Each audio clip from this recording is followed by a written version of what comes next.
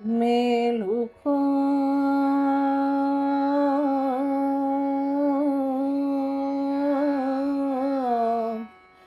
మేలుకో మేలుకో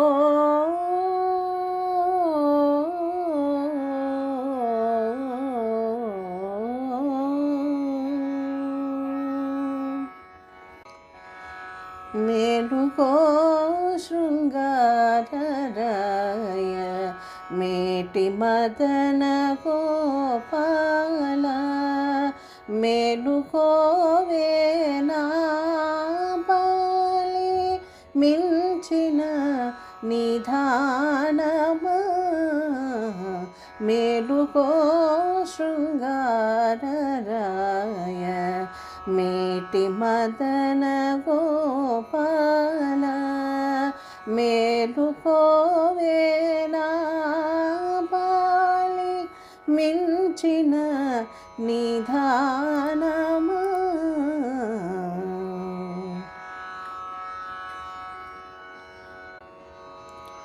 అందరికీ నమస్కారం అండి. ఈనాడు దేవతలను సైతం మేల్కొలిపే సుప్రభాతం గురించి తెలుసుకుందాము. సుప్రభాతం అనేది చాలా శుభకరమైనది. దేవతలను మేల్కొల్పడానికి ఉదయాన్నే పఠించే శ్లోకాలు లేదా శ్లోకాల సమాహారాన్ని సుప్రభాతంగా చెప్తారు.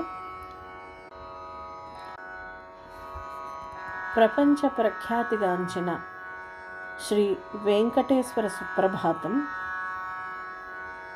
1420 మరియు 1432 మధ్య ప్రతివాది భయంకరం శ్రీ అన్నన్ అనగా హస్తిగిరి నాథర్ అన్న మరియు పిబి అన్నన్ అని కూడా పిలిచేవారు.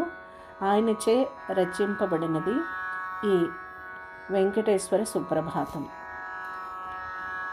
ఈ కవి స్వామి మనవాళ మాముని శిష్యుడుగా పేర్కొంటారు. ఈ మనవాళ మాముని అనే ఆయన స్వయంగా రామానుజుల వారి శిష్యులు.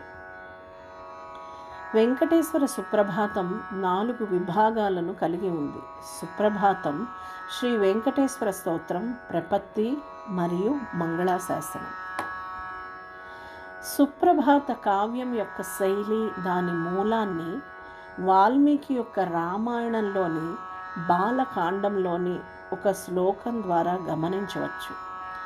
ఇక్కడ రాముని గురువులైన శ్రీ విశ్వామిత్రుల వారు రాముల వారిని మేల్కొల్పే ఘట్టంలోని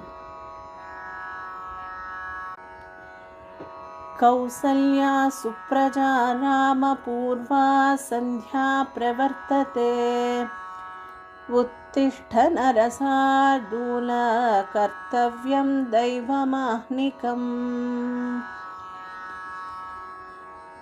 దీని అర్థం, కౌసల్యాదేవికి సుపుత్రుడైనటువంటి ఓ రామ, తూర్పున సంధ్యాకాలం మొదలైంది. పురుష శ్రేష్ఠుడా, నిద్రలేవు.